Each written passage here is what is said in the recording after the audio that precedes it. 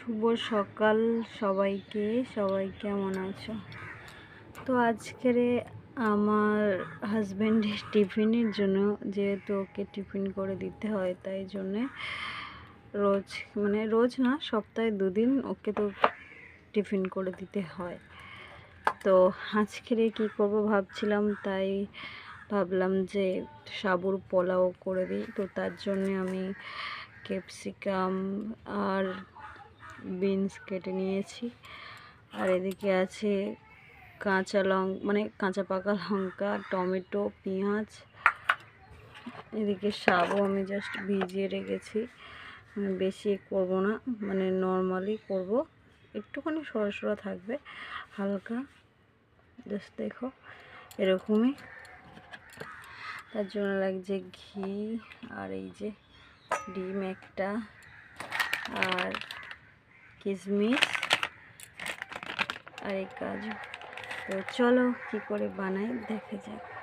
প্রথমে আমি একটু কড়াইতে ঘি দিয়ে দেব। এই যে ঘি দিয়ে একটু কাজু আর কিশমিশগুলো জাস্ট একটু টেলে নেব, ঠিক আছে? একটু টেলে নিলে কী হবে, খেতে ভালো লাগে, আর ও ড্রাই ফ্রুট একটুখানি ভালোবাসে। তো বেশি না, জাস্ট একটুখানি করে নেব। চলো এটা তুলে নিই, কারণ আমি একা করছি তো, তাই একটু সমস্যা হচ্ছে। আপনারা প্লিজ একটু অ্যাডজাস্ট করে নিন। চলো এটা তুলে নিই।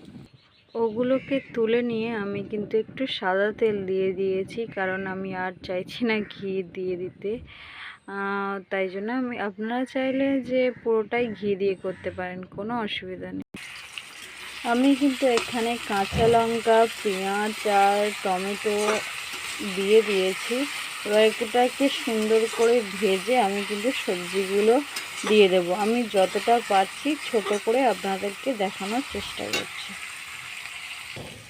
আমি কিন্তু সবজিগুলো ভেজে নিয়েছি। মশলা হিসেবে নুন, হলুদ আর জিরের গুঁড়ো দিয়েছি, আর কিন্তু আমি কিছু দিইনি। আপনারা চাইলে মিষ্টি অ্যাড করতে পারেন, চিনি হালকা করে, যেহেতু আমার মিষ্টি পছন্দ না, তাই জন্য আমার চিনি দিলাম না।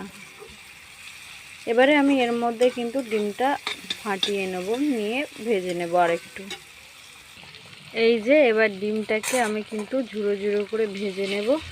আপনারা চাইলে আগেও ভেজে নিতে পারেন, তাই আমার কাছে টাইম ছিল না, তাই জন্য আমি কিন্তু এইভাবেই করে নিলাম।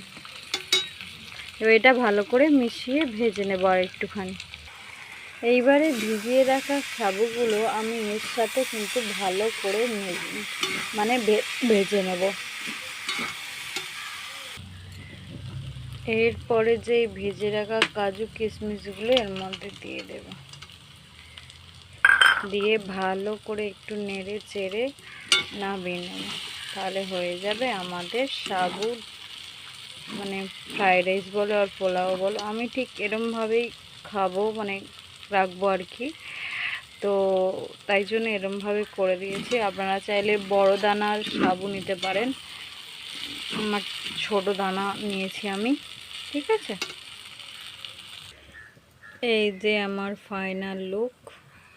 চলো টাটা, বাই বাই, আবার পরে দেখা হবে।